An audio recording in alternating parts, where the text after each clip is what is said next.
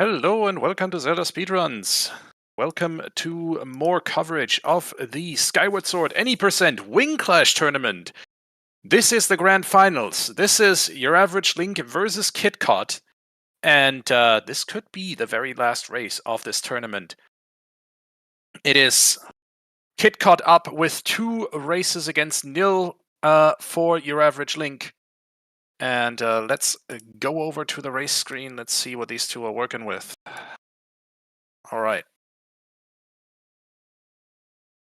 And without further ado, Kitcot started with a 1-game advantage in this series because he came from the winner bracket, correct, Floha? Also, I should probably introduce ourselves, right? I'm Tobias. With me on commentary today is Floha. Floha, how are you? I'm doing great. Or somewhat great, I guess, at least. But hey, we've got some good racing action here on our hands. We've got the grand finals in here. Yeah.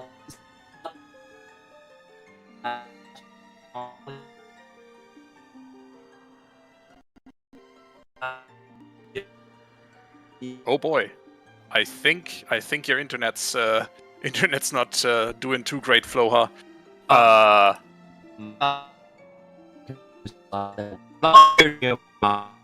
Yikes!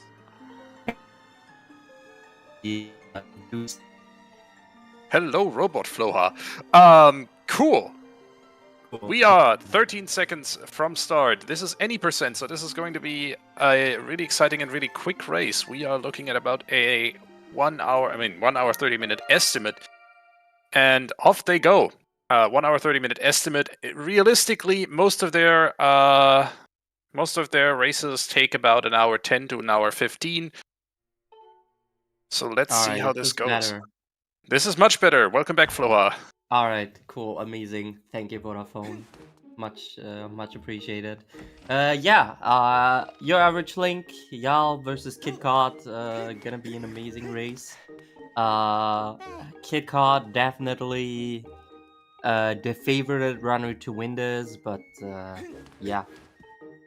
this is game 2, and if you're asking why is Kitcot already 2 matches leading, if this is only game 2, the answer is because Kitcot came from the winner's bracket, whereas your average Link came from the loser's bracket, meaning Kitcot's get a 1-game advantage over YAL. And Exactly. we're kinda trying to play the game normally until here. Just like we're gonna do some kinda weird stuff that seems unnecessary, but trust me, we will make good use of it later. And we do want to avoid this cutscene, and we do not want to fall down there. Kitcot getting hate. Oh no. Yeah. They both got hate, but Kitcot falling down there is actually worse than only getting hate. That's some small time advantage for YAL in here. And he's definitely gonna need the time advantage he can get. Like, Kitcot's been on the grind on this category for a long time. I think he's currently 3rd place on the leaderboards. Speedrun.com leaderboards. Certainly one of the best. Whichever one, wherever that lands, Yeah, the only ones ahead of him are Jim, Jace, and maybe Exto. Yeah, currently it is Jace and Jim in places 1 and 2, and Kitcot in 3rd place for any percent. Alright. Yeah. So again, it's Kitcot is coming from the winner's bracket for a reason. YAL certainly has as his work cut out for him to get this, to break past this advantage that Kitcot has. All right, we are about to take our first intentional death here, right? And there we go. We're here at Killing Post. You'll love to see it. It's actually more difficult than it looks like. Just trying to die fast in this game, and yeah, we're gonna activate back in time by dying and hitting continue and resetting the console at the same time. We are activating back in time, which basically puts us on, if you want to say so, a playable version of the title screen. And Which is useful because we suddenly have items that we didn't have in the normal game. not necessarily. It's not like we suddenly have items. But what we do have is we can just do weird stuff. Like we can save files on the title screen. And we can also enter areas that we were not able to, that we were not supposed to enter yet on the file because we're on the title screen, and the title screen is basically yeah, the title screen is basically like Skyloft, but it's like a kind of an empty version of Skyloft because there's like nothing loaded really. And suddenly we have a sword. Yeah, that sword won't last for long though, because as soon as we're gonna start our file again, that sword will just up and vanish into the voids of memory. Or not really, because it does not get big. Whatever. Basically, that sword won't be permanent. Yeah, but we can use it for this Skyward Strike, for example. Yes, indeed. Wait until that's done. Nothing speedrunners hate more than just having to wait around for a cutscene, but hey, it happens. Hey, it's like in this game you take every moment of rest that you can get, because it's an intense hour, honestly. I mean, yeah, dying is slow, they usually say, except when it's fast, and you take, as YAL pointed out to me, a total of 15 intended deaths, including 2 death warps. Yeah. During the whole 80% run, which averages out to about 1 death every 4 to 5 minutes. Yeah, that sounds accurate. What we did, however, just now is we placed the Farron pillar, and we started our file at the same time, and that basically loaded the file while we were placing the Farron pillar, and that basically told the game, okay, so we're placing the Farron pillar onto this file. Makes sense, right? So let's just do this. So let's place the Farron pillar on this file. Makes total sense, right? And yeah, as I said, that sword was not permanent, but because we saved our file on the title screen, we kind of like were on the title screen map there, but we weren't actually on the title screen. We were like still on our game file. And yeah, that basically allowed us to enter the goddess statue in the normal file as well, which allows us to just enter here now and get the sword early. Cool. Neat. And also, I know back in time is used for a bunch of things, setting flags, warping. So in this case, it was just to be able to grab them, to grab the sword early. Yes. Yeah, and to place the Farron pillar. All right.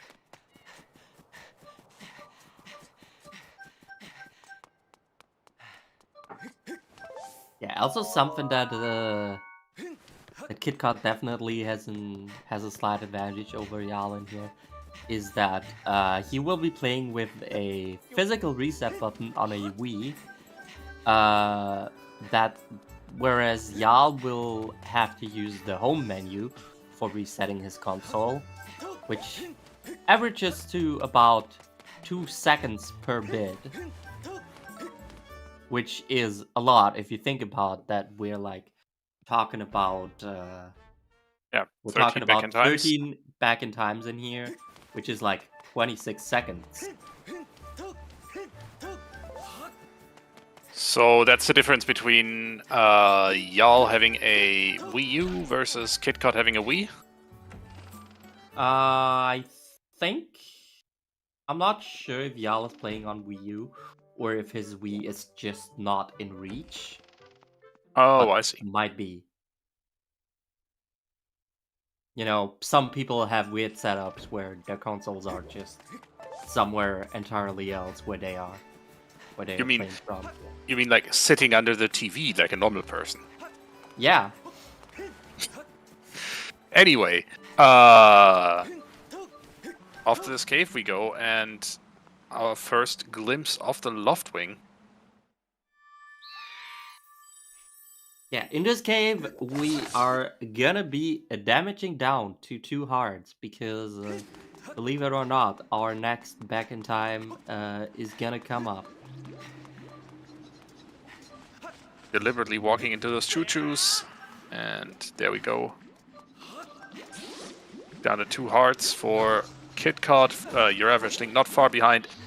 Alka, that was never in question.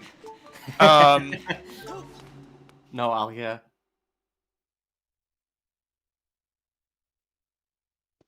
Yeah, well, we're gonna have this beautiful Zelda cutscene in here.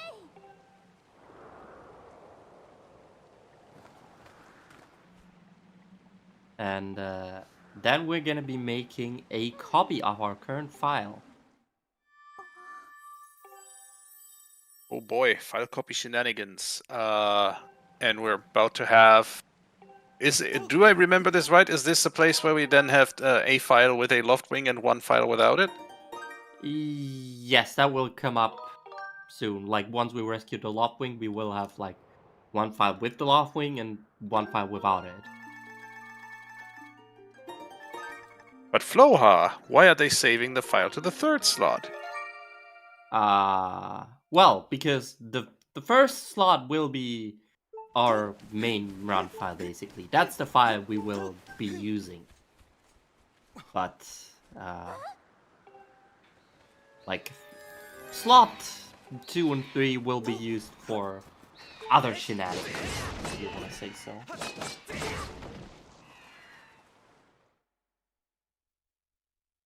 And yeah, so now that we've rescued our Loftwing, we're gonna be getting a beautiful tutorial. I hope you like this tutorial because you might or might not see it again.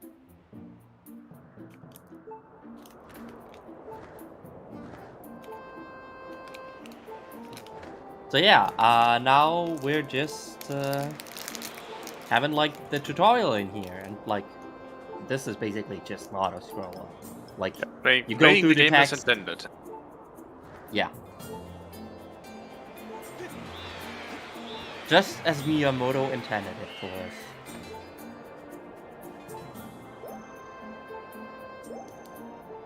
Alright, and now comes the important part.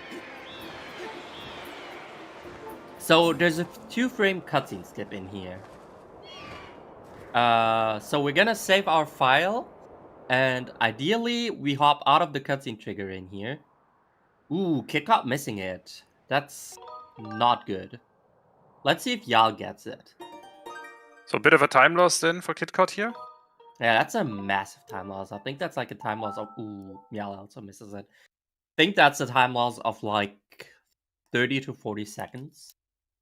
Whoops. Because normally we could just hop out of this cutscene, and that would allow us to like hop out of the cutscene and die on Skyloft somewhere nearby, just jumping off the cliff there.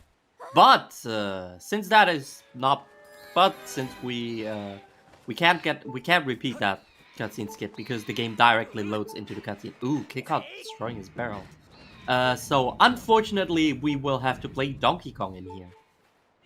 Yep, rolling the barrel up that hill and then doing what no sane person will do and getting right in the path of it to lose those 2 hearts. Yeah, And very boom! nice.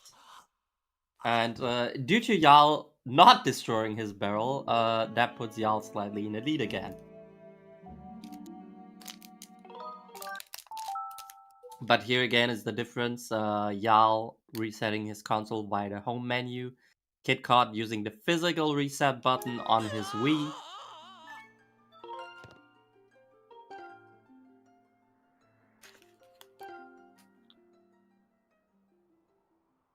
And yeah, now we're now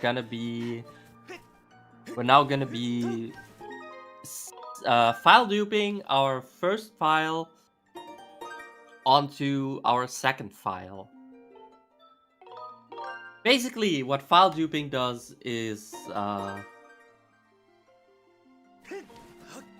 it copies some specifics of the file without copying everything. That's basically what it does. So is that a normal file copy from the save copy menu, or do you need to do anything specific for that? No, you need to like basically you override your second file with your first file, kind of. But it's still a new game file. So now we have this new game file, but we're in the sky without Loftwing. Now we have to hit and that. And now we are getting this beautiful fight cutscene. And this fight cutscene is very important, because this fight cutscene is what allows us to dive off of our Loftwing. That's the most important part here. I think both of them are trying to... There we go. Trying to hit that crow.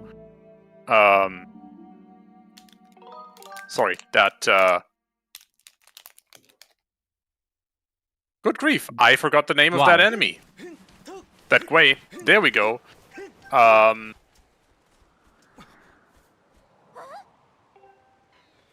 you can see that this file is in a weird state, because hey! We just dove off our Loftwing to find our Loftwing still behind bars. Yeah. Basically, we kind of like we reverse... We got our file... With the file that we got our Loftwing on, we basically push that Loftwing onto our file, and yeah, now we just have this like, how to say, but we didn't actually get the Loftwing because we didn't rescue the Loftwing yet, because this was still a new game file. But the important part is, if you remember, I told you about the very important fight trigger.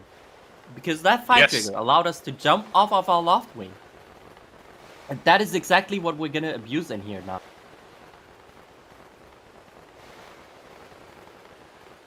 Because now we can dive off our Loftwing during the tutorial. Which is insane, because that allows us now to like, not complete the tutorial and just go to Farron. Lovely! Specifically why we're diving off of our Loftwing is because the game does not allow us to...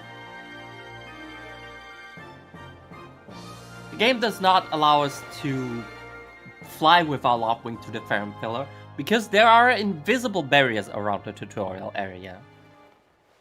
However, these invisible barriers only apply for the Loftwing, not for Link himself. So we can just dive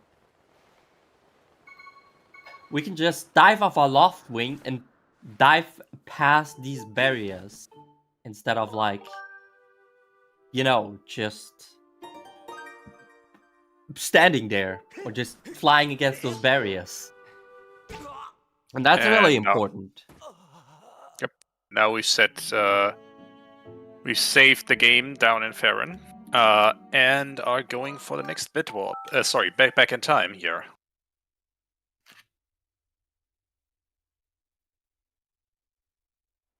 Bit warp isn't actually even that wrong. Because what we're gonna be doing now is a reverse bit warp. Almost got it right. Yeah, now we're basically overriding our third file with our first file, because as you might remember, our first file is the one that is saved on Skyview, and that's gonna be important later on. We want to keep that Skyview file because it's just really handy. Because if you remember, we did a bunch of stuff on Skyloft and we want to keep that stuff. That makes sense. And now we have Call Our Loftwing on the title screen. I don't think that's supposed to happen. Not really, no. But I mean, you aren't supposed to play on the title screen either. So, there's that. Certainly is. Alright. And by virtue of having the quicker reset process, Kitcot is now slightly ahead again. You can see that YAL is now, well, maybe 2 or 3 seconds behind getting down to Farron.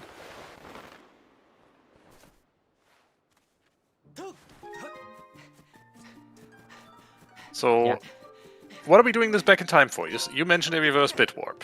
Yeah, reverse bit warping. We're gonna be reverse bit warping into Skyview.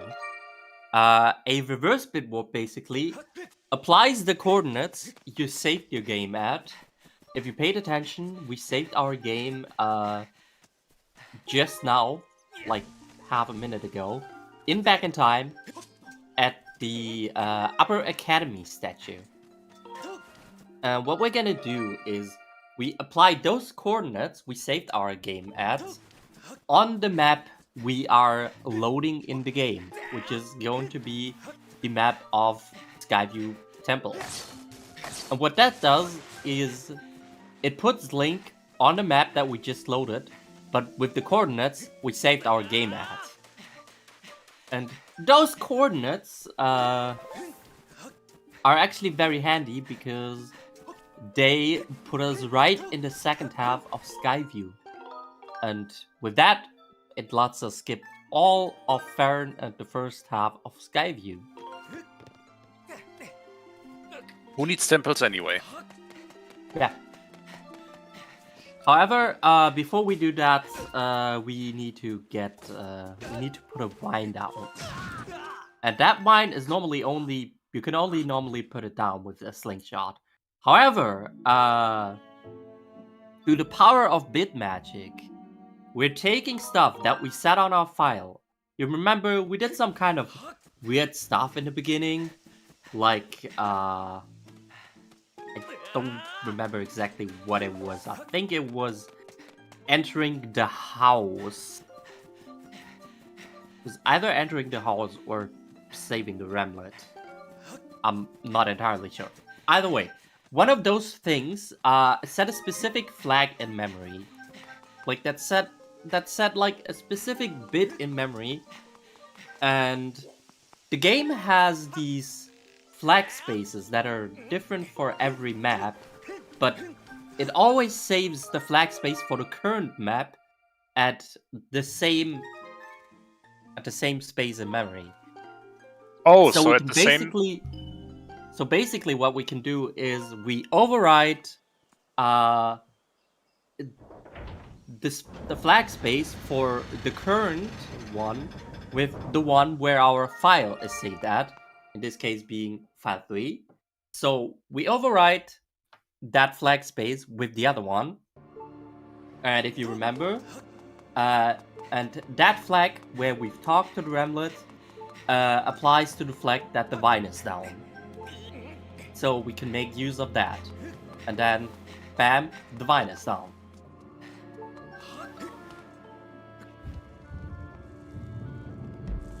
It's a little bit hard to explain, but no, I get it. Basically, the same as the coordinates that are saved always for the current map. You're also saving those flags for the current map, but they're applied to the map that it's actually that the save is actually in. That's really clever, and I do wonder how people found that out. That's really, really useful. Yeah. It's really interesting. Like, formerly, we didn't like really know the entire extent of bit magic, because formerly all we really knew is that it allows us to open the gates on Skyloft in back in time, which was neat because we don't need to void. We can just open the gates and go through them. But yeah. You know, if you don't know what bid magic is, something I'll always like to say is just go with the program and with the name, which is it's magic. And argue with that, really. Okay. Anyways, yeah, we are now in Skyview. As you've seen, we like completely skipped the first half.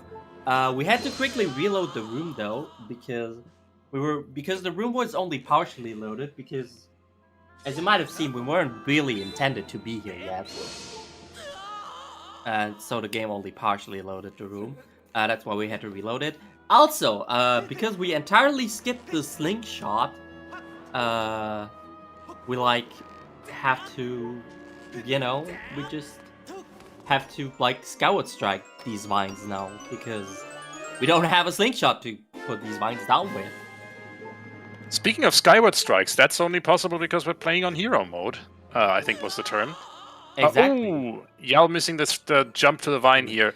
And also missed the second Skyward strike to that second vine the first time around, which is why Kitcot has pulled slightly ahead here. And here's our first canonical meetup with Giraim. Vines are a scam, indeed. I can't disagree with that. Yeah. Basically, the advantages of hero mode that we have are that we take double damage, we can skip cutscenes, we have a better Skyward strike, as you've seen, because this is that's the Skyward strike from the True Master Sword, and you'll have it in normal mode. And it also has another benefit, on which I'll get back to once we're there. Once we get there. Ooh, looks like Kitcot had a pretty good gear in the fight, though. Yeah, that was not bad. I didn't really count the dart cycles, but basically the RNG in here is how many dart cycles Giraim gives you. I think the average is like 3 to 4. And I think there was 1 or 2 darts at the most for Kitcot. Ooh, he got pretty lucky there. Problems with his nunchuck. Yeah, Kitcot definitely with some good RNG there. Okay. YAL, slightly less fortunate, but still a decent fight. I'd say that was pretty average. Except if you like forgo the fact that his nunchuck stopped working there for a sec. Yes. The Wii hardware. Reliable as ever. There we go. Skyward strike, and that is the first temple done with, well, we have seen about 2 rooms of Skyview. So that's all we're getting.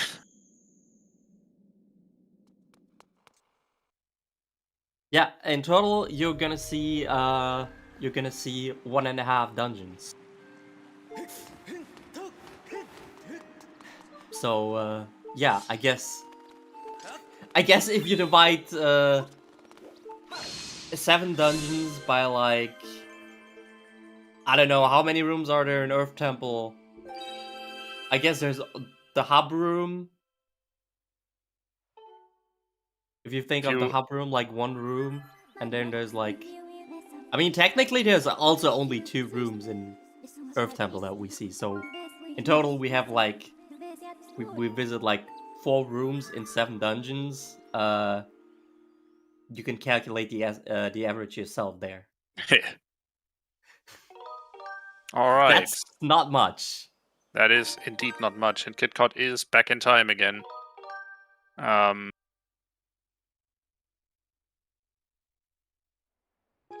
And YAL at this point maybe 20 seconds behind? I'm not sure. Yeah. Now we're doing another reverse bid warp. This time a relatively simple one, because we saved our file at the save prompt, and if you save your file at the save prompt, your coordinates are basically non-existent.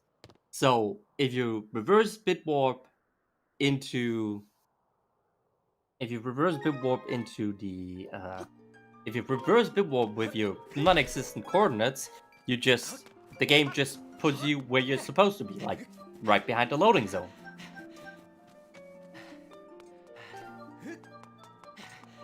That could be helpful depending on where you are. Yeah, and that's just we can just make a quick way of like getting back to Skyview. All right. Now we are setting up to get to Elden and Earth Temple. I think we're gonna be rather out of bounds in this place in a few moments, right?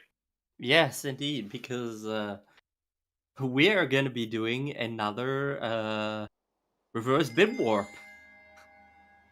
There's gonna be a lot of reverse bit warps, and only let me think. I think there's like only one actual bit warp. I think. Not entirely sure right now, but I can only think of one from the top of my head.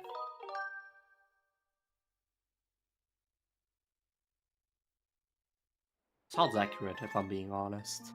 But anyways, yeah, you might have seen we now put the talking is hard. Words. We put the Ruby tablet, the Elden Pillar, on our third file, which is not our run file, as you might have seen. So are we setting a few flags there? Not necessarily, because we just never get like the pouch. Like we're like still in the early game state with our main run file, because we never like got out of the early game. Like we never got the Hero's Tunic, because you get the Hero's Tunic when you put the Emerald tablet in. So the first tablet we kind of put in abnormally, so that's why the game didn't really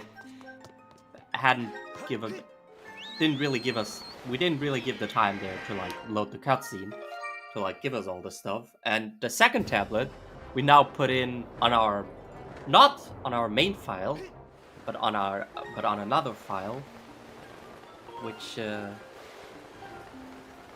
basically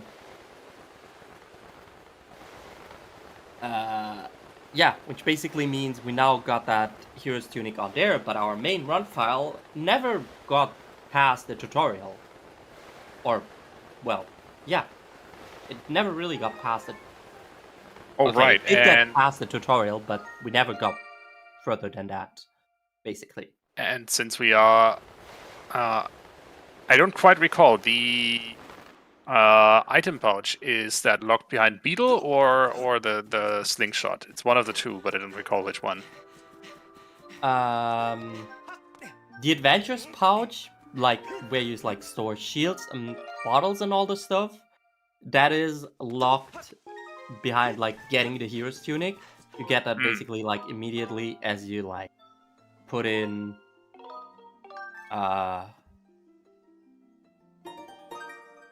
yeah, it's like when you put in weird thing when you get the Hero's Tunic. So like when you get basically when you put in the Emerald tablet normally. The item wheel is locked behind getting Slingshot, or like basically when you get the Slingshot, you get the B item wheel as well. And if you get another item before unlocking the B item wheel, then the game either crashes or soft locks. Very helpful. I don't remember what exactly happens if the game soft locks or if the game crashes, but it's not helpful for the run in any case. Yeah, it won't help you. Yeah. So In basically, any case, we are, as I alluded to earlier, we are now very out of bounds in Elden. yeah, and these slopes are have some kind of jank movement. That's why you gotta pay attention in here to like, don't fall into the lava because we have some strict health management in here.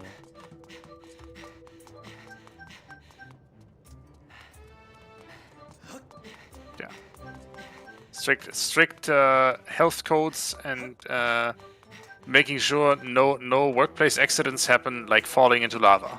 Falling into lava is generally discouraged. Yes, unless you save beforehand, because then falling into lava is very much encouraged, as you see in just a second in here on Kitcot's side.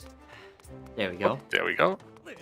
That's Then, another death. Game over. Falling into lava is very much appreciated.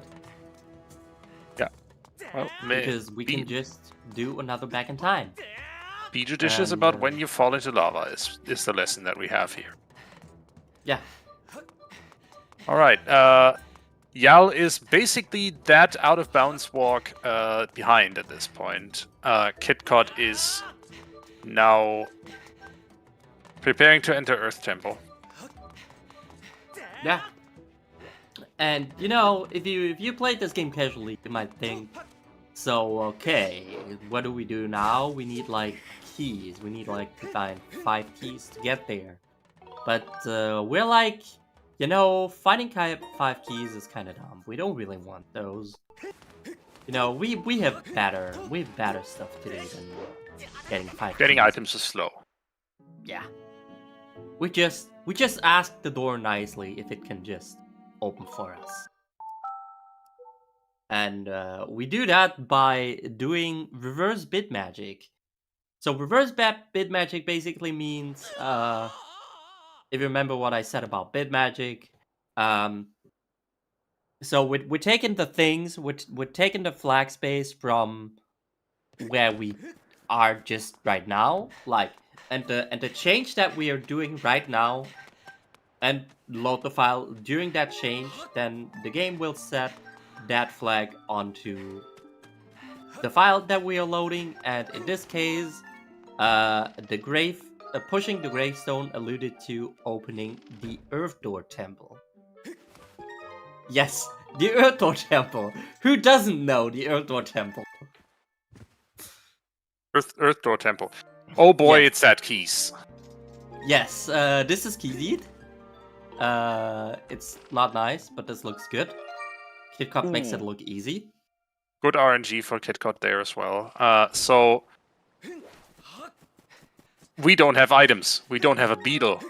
How do you get that bridge to lower? Well, you wait for a keys to be in a very specific position so that you can cut that rope with a Skyward strike. Yeah, as I said earlier already, we can't get any items because we skipped the slingshot. Hence, we gotta skip every other item, which also includes the bomb bag. So, like, first off, we can't pull the bridge down normally as we're supposed to. No, we also can't really. We're also gonna have to beat Scaldera slightly differently as well. Oh god, I see. YAL's in chat asking how. Reminder, YAL, Yeah. we have about a 30-second stream delay, so we're about to see what got him mad. And I saw it. That should have worked. That was unfortunate. I don't know. He What can be happened? dumb. He missed the key was basically in a good alignment. And he did the Skyward strike, but the Skyward strike didn't really want to cut the rope. That's not nice. Oh, that's very helpful. Yeah, that's yeah, and that also unfortunately puts YAL behind by another 40 seconds or so. To be clear, this race isn't over. There is some RNG left in this run, if I recall correctly. Also, Yeah, no, this race some- isn't over until it's over. I have seen a bunch of contenders in this tournament. The top runners of the Skyward Sword community. Sometimes just Alright, there we go. there we go. That looks good.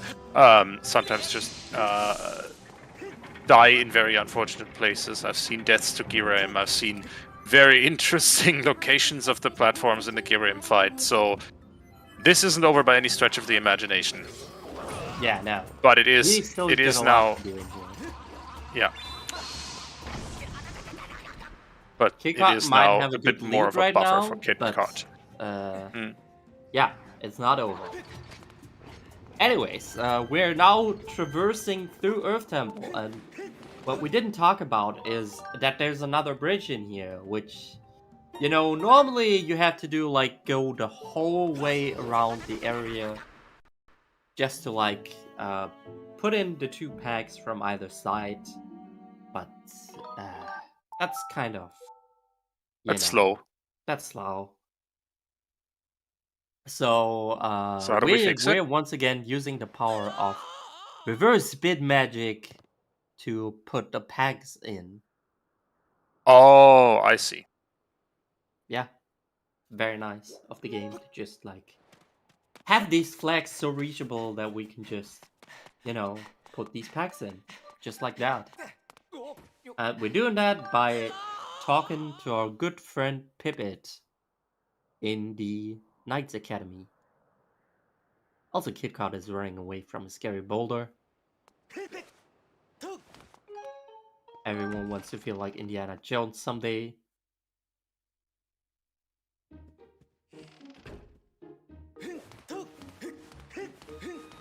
Oh, let's see. Or maybe Linkiana Jones would be more accurate in this case. Womp. Alright, boss key.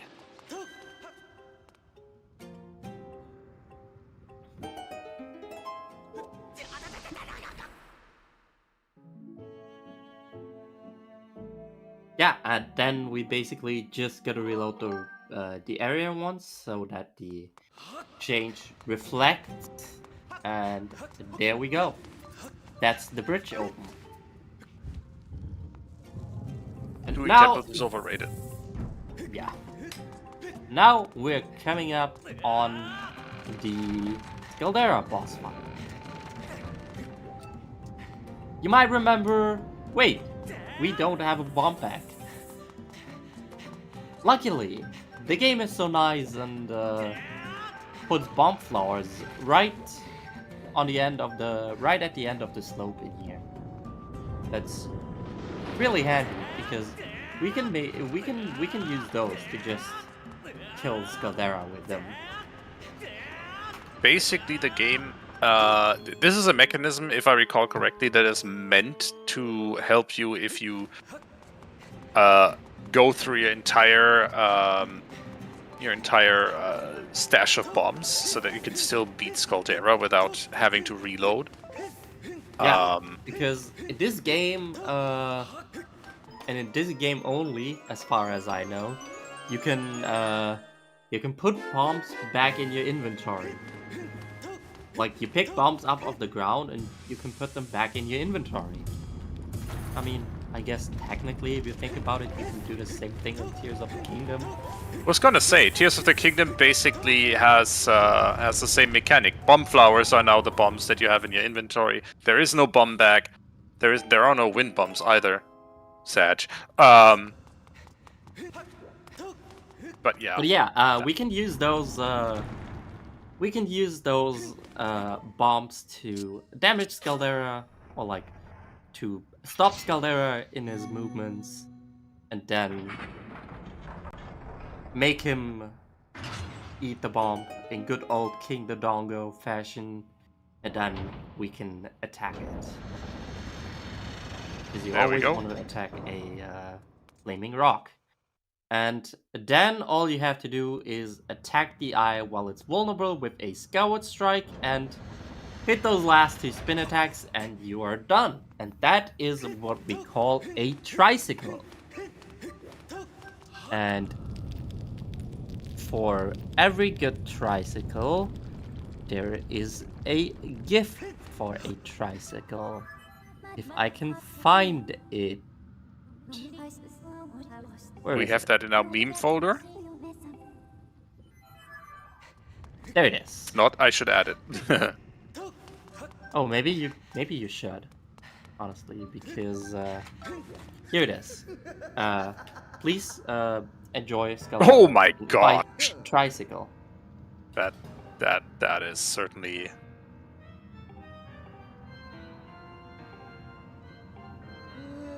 That certainly is a thing. Yeah, Scaldera is riding a tricycle Why is it called a tricycle, Floha? because we do 3 cycles. That's why it's a tricycle. That's an argument. Yeah, like an ideal Scaldera fight with the Goddess Sword is 3 cycles long, and that is because it's kind of like not the easiest to get such a good Scaldera fight. I mean, there are strats nowadays, but back in the days it was like a little bit harder to get a good Scaldera fight. That's why we have this tricycle gift, because an ideal Scaldera fight is 3 cycles long. We've seen the first cycle on YAL's ending here. We're now about to see the second cycle. And Scaldera should ideally eat up that bomb. And now YAL is gonna run away from all these amazing fireballs. Which is interesting that Scaldera only shot 2 there.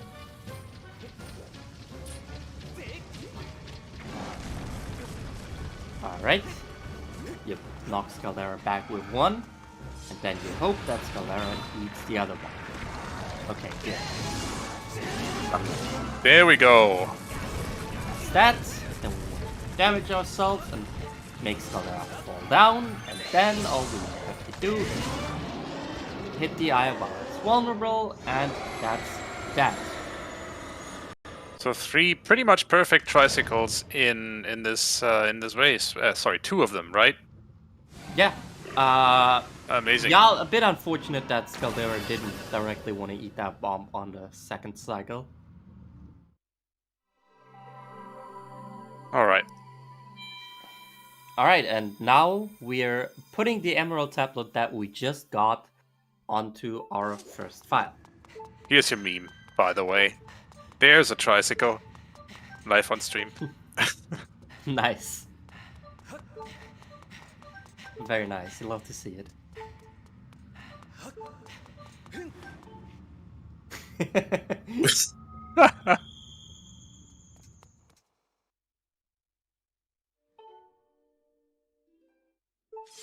Alright. All tablets returned, right? Yes, technically, yes. I mean, practically, we're kind of like, if you took a close look at it, you saw that we're kind of like missing the Ruby tablet, because we put the Ruby tablet in at file 3 and not at file and not at file 1. So now we're kind of technically missing the Ruby tablet in here. But hey, that's completely irrelevant, because we don't care. The only reason we went to Eldin is to get the Ember tablet, so we can go to the Lanayru. That's like all there was to it. We're like completely done with Eldin. We never want to see it again.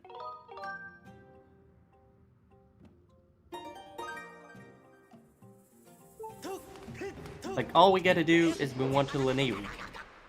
Actually, remember when I talked about bit warps earlier, where I said I can only think of 1?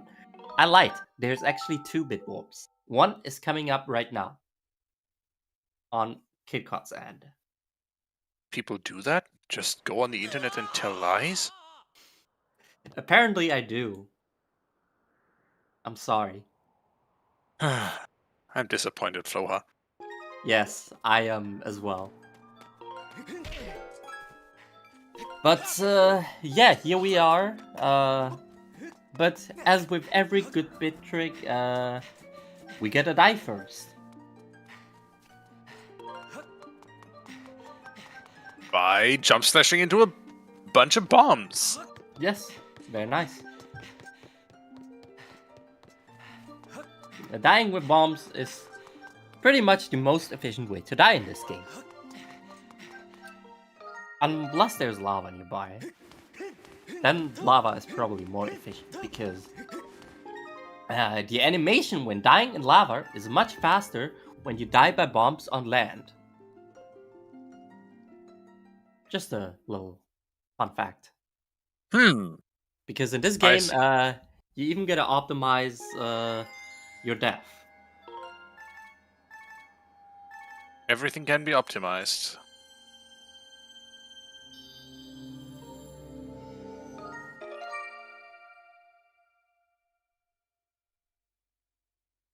Yeah, and a bit warp is basically performed by saving and starting your file at the same time, and that basically applies the coordinates we just saved at on the map we are currently loading in the game, and that is the La Neighbor map.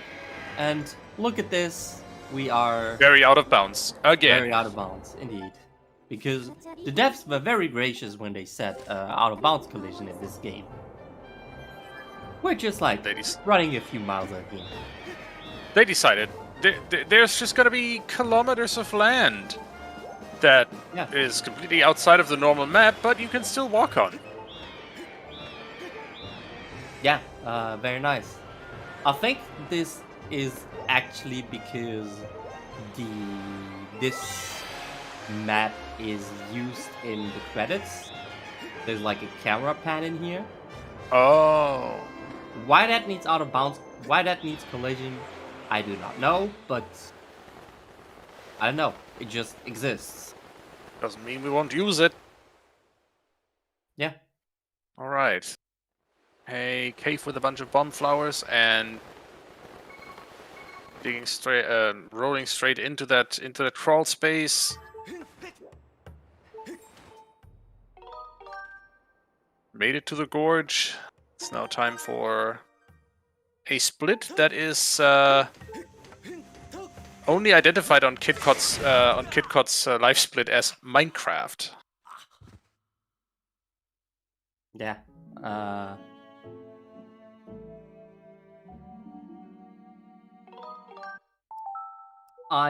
It looks like they do not have identical. Yeah, they have kind of like their splits diverge in here, which makes it hard to like compare. All right, so now that we're here, so what we want to do is we want to enter the boss rush. But to enter the boss rush, if you played this game casually, the boss rush was only accessible in the Song of the Hero quest, which is once you've beaten the first 6 dungeons of the game. Get the Master Sword, then the game tells you, oh hey, if you want to get the true Master Sword, you will have to do some stuff in here. And yeah. Or if you want to like go to the past and do stuff. Anyways, we're now going to Farron because to enter the boss rush, we need to revive the Thunder Dragon. Well, like first off, we need to make sure that we can go into the past. And to do that, normally we would have a pretty lengthy minecart escort. Unfortunately, we're lacking the items to do the minecart escort. Wonder how that could happen. I mean, no items is a completely fair requirement for that, right? Also looks like that? Oh no. no, never mind. I was confused there for a second. No, everything's alright. Best kind of confusion. And it turns out you were wrong about something being wrong. Cool.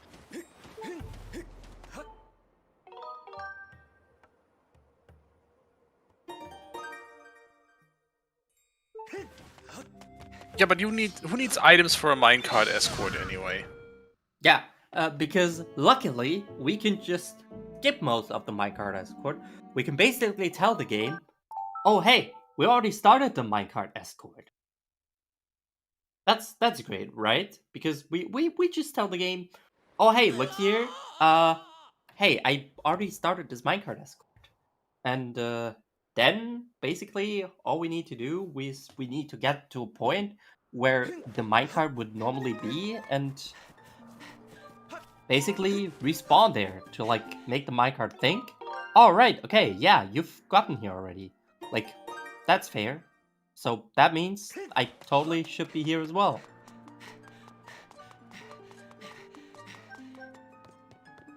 Because Zelda is a well-coded game. It is indeed.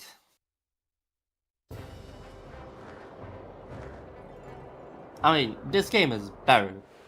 Is more better. Is more well coded than most other Zelda games. Like, if I you mean, try let's to put it this perform way. anything in this game that is not a back in time, good luck with that. Let's put it this way. The fact that A, you need to resort to shenanigans like back in time to do skips in this game, and B, that you like that this works without the game just saying, "Okay, thank you, I'm a crash now." Speaks for a pretty well-coded game. Anyway, we are in Farron again, but only on the save screen, and we are setting a few more flags. Yeah. As you said, probably the flag about where the minecart thinks we are already in that escort quest. Yeah. However, before we start the minecart, there's one small obstacle that is still in our way, unfortunately, because we are gonna be skipping most of the minecart escort. However, there is still a boulder blocking the minecart's path from completion, which is really not That's nice. unfortunate. Yeah, and unfortunately, we are lacking the bomb back to blow those bombs, to blow that boulder up. Or a hook beetle to use the nearby bomb flower. But hey, luckily we have reverse bit magic to help us with that. So yeah, we can just tell the game, hey, that boulder there, you see that? I don't. It's gone. Just I don't see that. And yeah, that basically gets us rid of the bouldering. And then we can start the minecart escort. We do that by talking to our favorite Kitcot. I was a little bit confused because Kitcot is already further ahead. Yeah.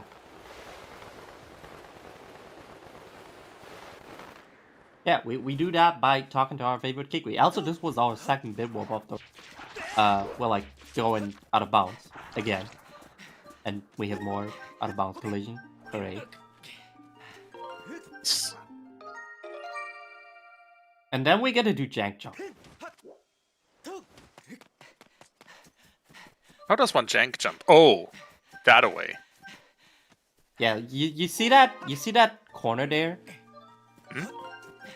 We kind of want to jump onto that, but like Unfortunately, the collision ends here. That's kind of not nice. So we kind of want to jump sideways. We want to jump sideways and forward, and just like that. Like so. I see. Yes. So you side hop and at the same time try to jump forward to grab the ledge there and continue your walk across the wasteland, for lack of a better term. You actually jump forward, but due to a specific angle, because you have a specific angle, the game makes you jump not completely straight forward. And that angle is set up by using the map and Z targeting. Because after you close the map and hold the Z target, the game doesn't immediately apply the Z target. It just gives Link some kind of weird turn. That weird turn is exactly what we want. Ooh, very nice. YAL now has a personal new some best. Nice, purple split. Yeah, cool. Which is sub 111. That's very nice. Also, if Kitcot were to look to his right now, that's where the boulder would normally be.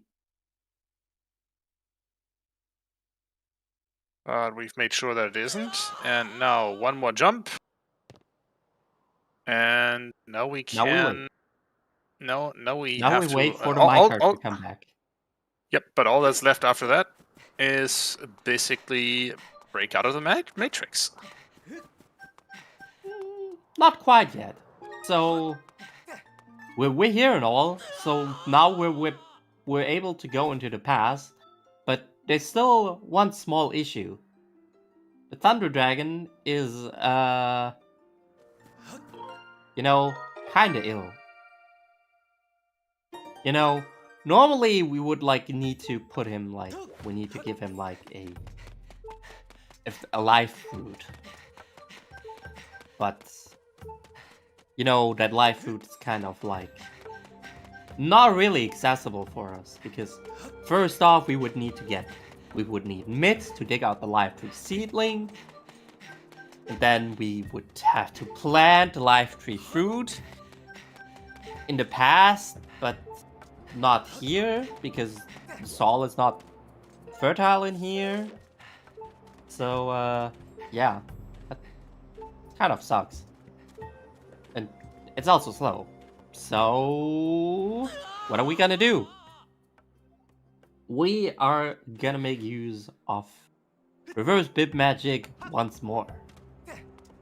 Also, on Kitcot's side, you now see our last instance of back in time for this run.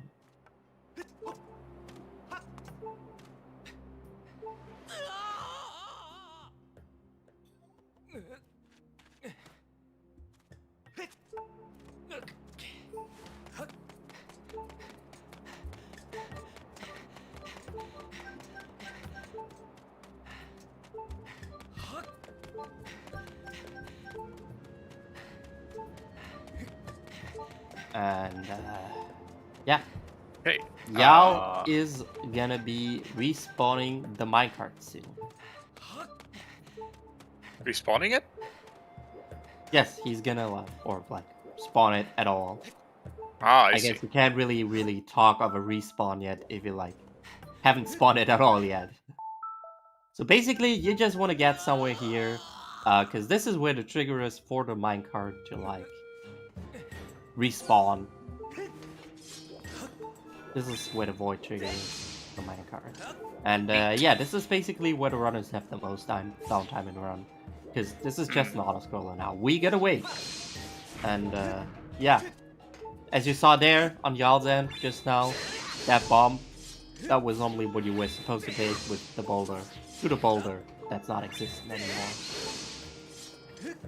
And yeah, it's always interesting to see what the runners do while they have this freedom to not do anything, or do anything, however you want to see it. They just have all their time of the day to do all the stuff they need. and show us all this amazing stuff. And in this case, it is sitting down for a spell, recovering 1 heart, then walking into a cactus, losing half a heart. I mean, that is calculated, obviously, Yeah. to make sure that we are at the correct health amount.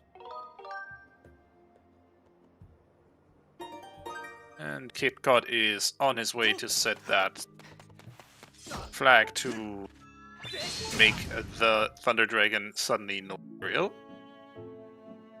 Yeah. This bit is the second longest bit instance of the run, by the way. I mean, The in longest- general, I think I've said it in a in another Skyward Sword any percent restream. The amount of time of this speedrun that is just spent on the loading screen is kind of silly. Yeah. Well, not loading screen, save screen, I should say. But yeah. You get my point. There's the Thunder Dragon for Kitcot. He is alive. Yeah. Now, time for the simulated boss rush. Yeah, because now we are just now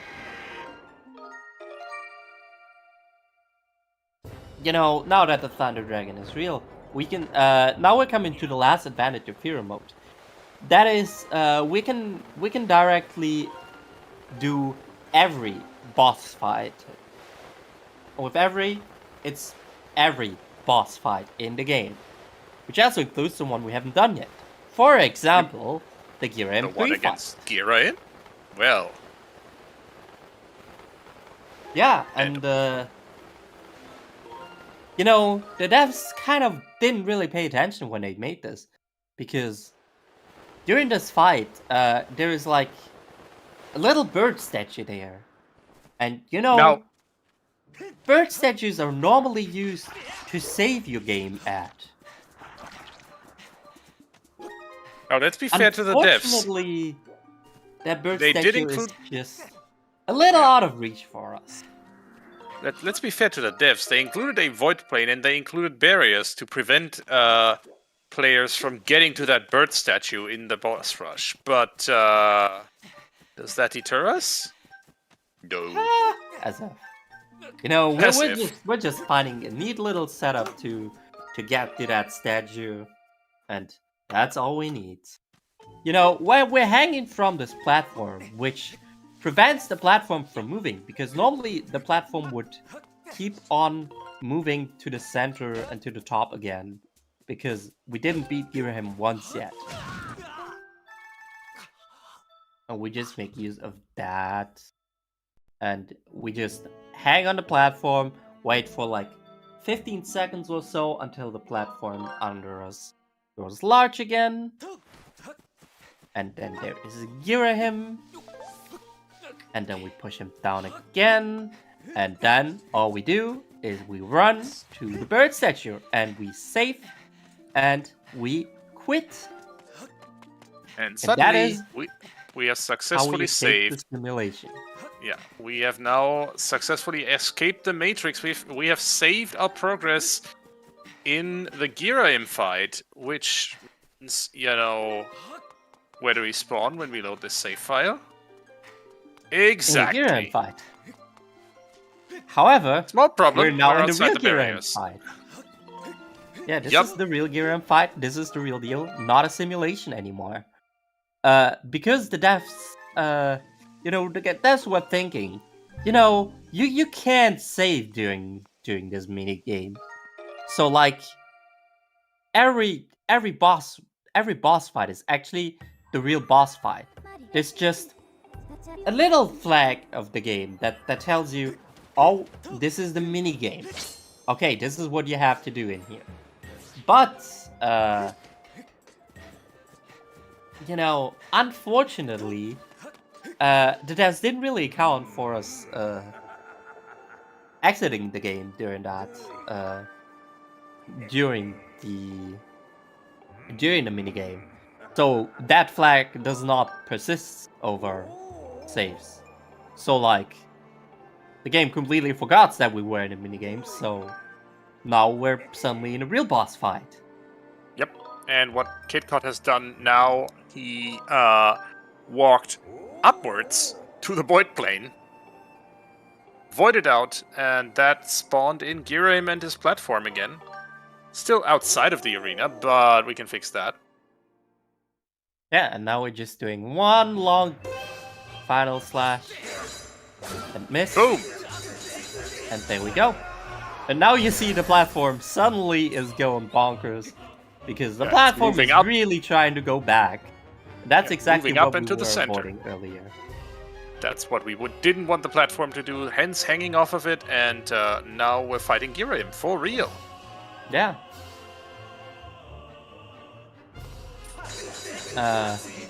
Unfortunately for us, Girahim has some resistance against the Sword of the Goddess.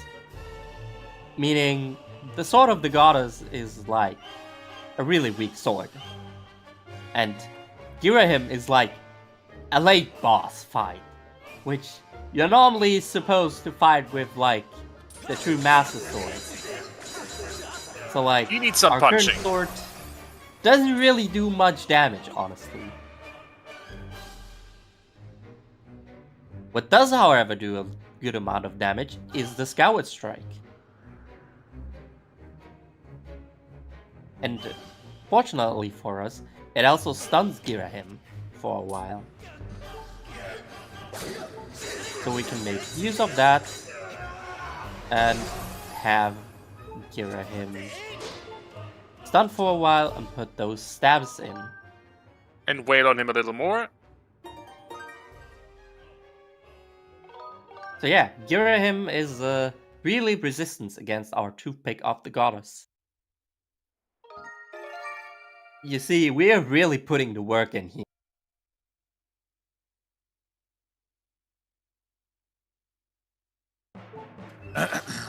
You wretched brat! Yeah, and then Girahim is really angry at us, and he pulls out the big sword.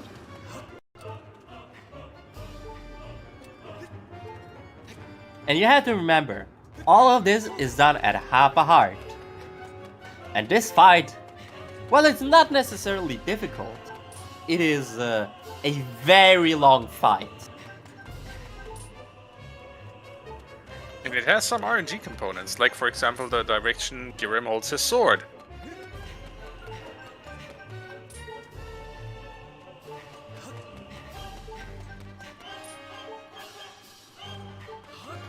Whoop! Oh. Kitcot not quite getting the hit in there. There we go.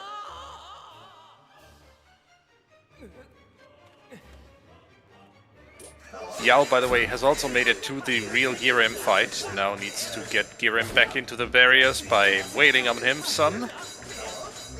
Yeah. Getting him slowly. Kitcot is done with the Girahim 3 fight. Now all is left for him to do is beat the mice. Luckily for us, the mice doesn't really have resistance against Toothpicks. You know, the mice is hit-based instead of damage-based. So, we don't care about which sword we're gonna beat the mice with. This fight is just as usual. We don't care what sword we have. We just do what we always do. Like with many Zelda games, the final stage of the final boss is rather cinematic. Yeah. And while yes, it takes skill to beat the mice, just didn't really care which sword we use. We just backslash, we stun him, we charge the lightning. Oh, not quite getting him first cycle.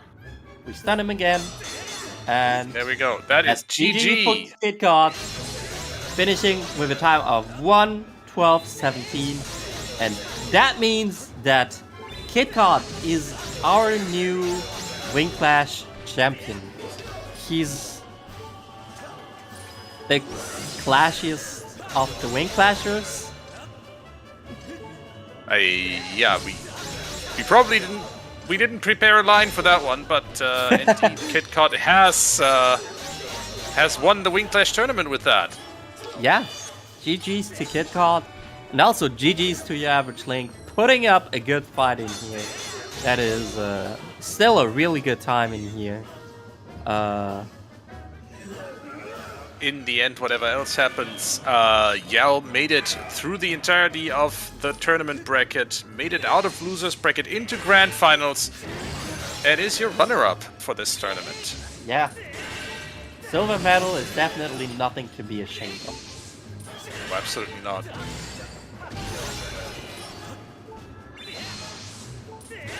Alright, let's see Kit, your average Link also finish out this fight on stream.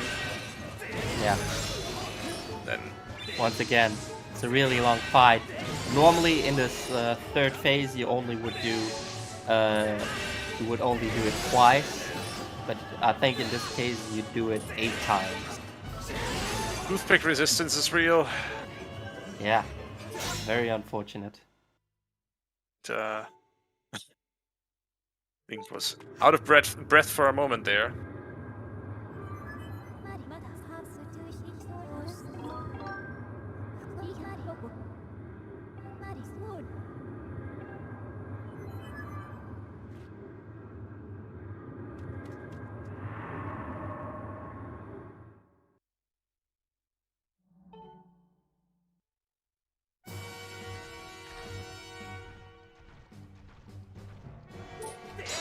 Alright, and here's the demise fight.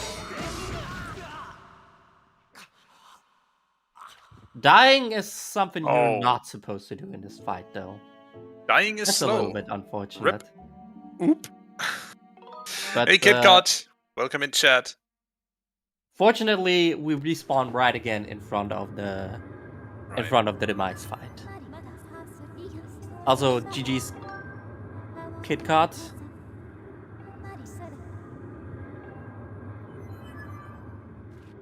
Yeah, we are definitely waiting in here till we get both of our racers here in the room, so that we can have a proper race interview and I don't know, some kind of award ceremony, which won't really be an award ceremony. But hey, we can pretend it'll be an award ceremony. That is YAL done with the first phase of the demise fight. Here come the Skyward strikes. Here's the lightning charging Demise's sword. Alright, that is Demise down. There's the lightning. Now stun him. And that is GG's. And that is GG's. Finishing with a time of 1:15.50. Alright. With that, let's get our winners, our finalists into this voice chat. Kitcot's already in the waiting room. Alright, there they are. And there's YAL as well, so let's get him in here. Alright. GG's Kitcot, GG's YAL. What a race. Yeah. GG's. Yeah, not a bad one to end the tournament, I think. I think you definitely earned it. Like, I saw, like, when I saw that I was ahead after the failed cutscene skip because I had a better barrel, and then I focused on the run, and then after Sky VRBW, I saw that you were, like, leaps ahead somehow. I was just mystified. Like, you definitely deserve to win. Yeah, thanks. I really appreciate it. Yeah, and it's like, I mean, I say this at the end of like pretty much every single, or like all the vanilla tournaments I've won, but like I'd be lying if I said it was an easy victory. Like I was just saying to YAL, like when we were both entering Earth Temple, we were in VC the whole time, and when we were entering Earth Temple, I was like, oh boy, this like if this is like anxiety 100 given how close we are. Unfortunately, I then just had to fucking jinx it because then seconds later we weren't as close because YAL messed up key seat. But it's unfortunate. It's just that's a part of races. Is it just happens where it's you have one chance, you mess up, you mess it up. And I think that's really unfortunate.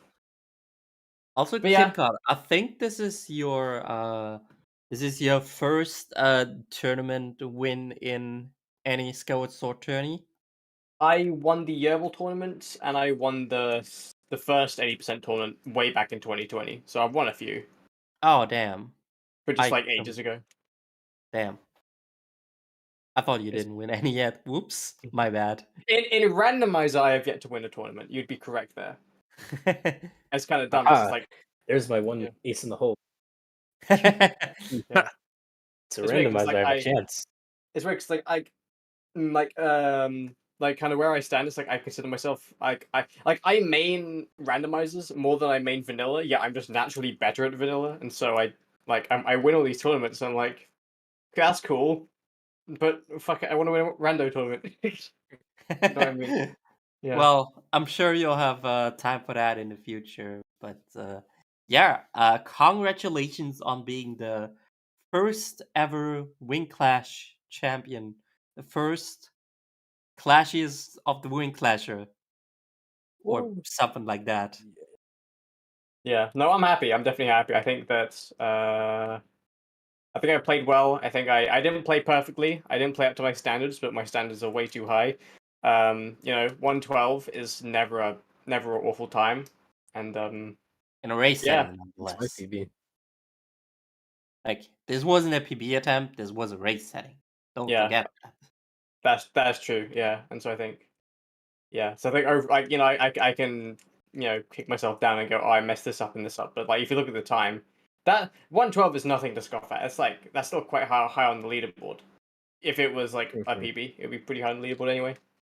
And so to get that in a race, and like to get like 112s consistently, that's like something that I'm kind of proud of myself. It's like because if there's one thing that I've been trying to, if there's one thing I've been trying to improve myself on, like with the amount of no research I've done, it's just building consistency and being able to be somewhat consistent, at least in like the low 110s. I'm pretty satisfied with, even if I still don't have the sub 110. But I have the sub one.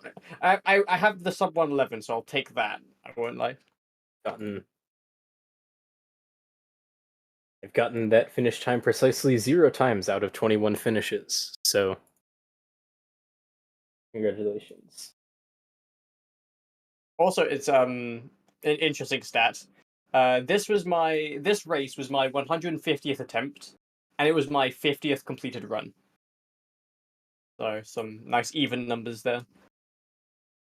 But yeah, Nice. I mean, there wasn't a huge amount to say about this, or it's just that I played well, and I know I'm someone who is able to clutch it out and perform well under pressure, but it's still a nice feeling, and it's like again, YAL was like right on my tail for a lot of that. Even going into Girahim 3, I still felt the nerves because I knew that like had I had a repeat of like fucking UKSG, where I failed G3 Escape twice, if I had repeats of that, even if I failed it once, YAL would have at least been like right neck and neck. Yeah, or and worse. that attempt, if I hadn't floundered with reaching the save statue, would have been. I mean, I still bested that segment, but it was like by a few frames. But it was a good escape. Yeah. I mean, I saw, and your escape did seem really, really good. So yeah, I think both of us played really well. It just came down to tournament nerves, and they often do. But yeah, again, I'm happy to have clutched it out and won. So yippee! Very nice, very nice. And yeah, I think this was a really good match to end it all. It was a very good tournament, I'd say. Unfortunately, it's been a bit slow at times due to some people not having the proper times to schedule their matches at all. But hey, we got there in the end, and that's all that matters. Yeah, we also unfortunately lost quite a few people on the way. You Who say that had to like they drop. died or something.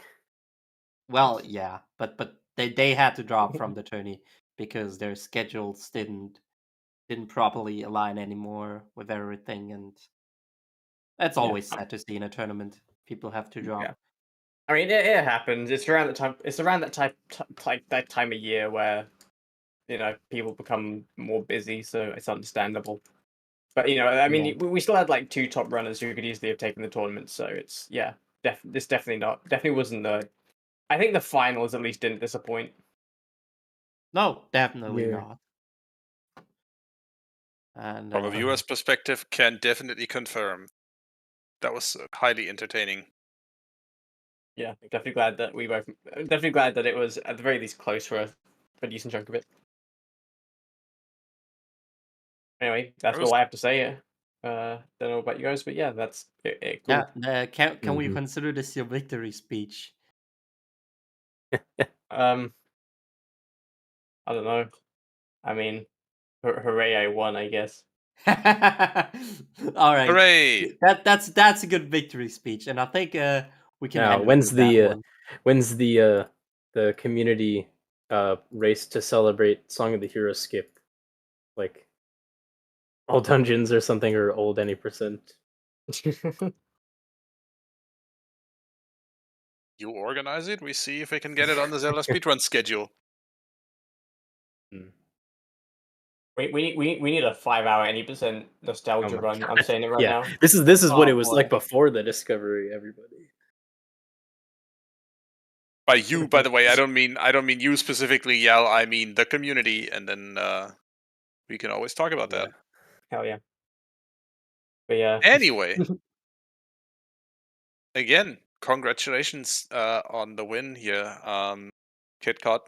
I mean, let's be real. You kind of went into this race as the runner who was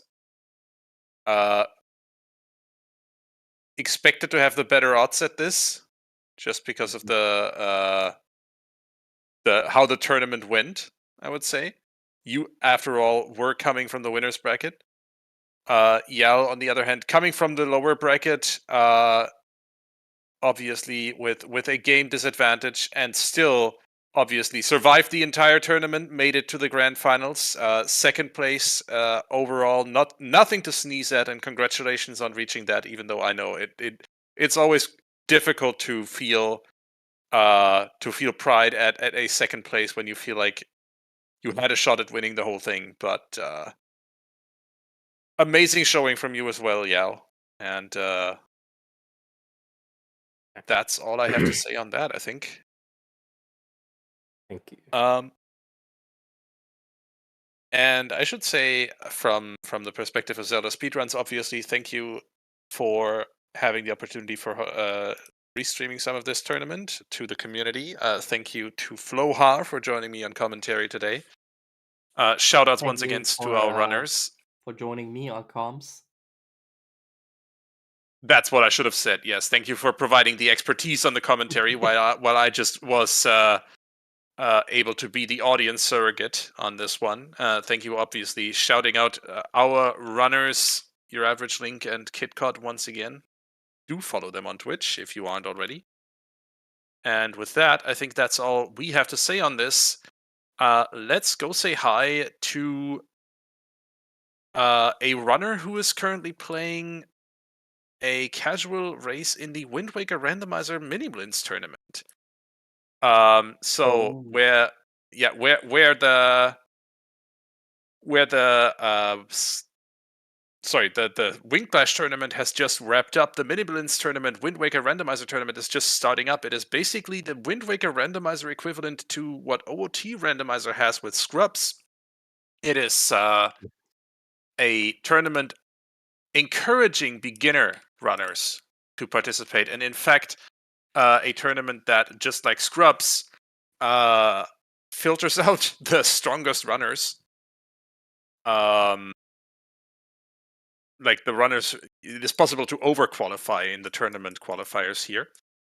And yeah, one of those runners who is currently running a practice race, or a casual race, I should say, versus a bunch of people, is Tomomodachi, and we're going to say hi to them. Yo. Mini Blins, always a good time and great fun to watch. So, thank you all for watching, and we'll see you over there. Bye! Bye. Bye bye. Goodbye.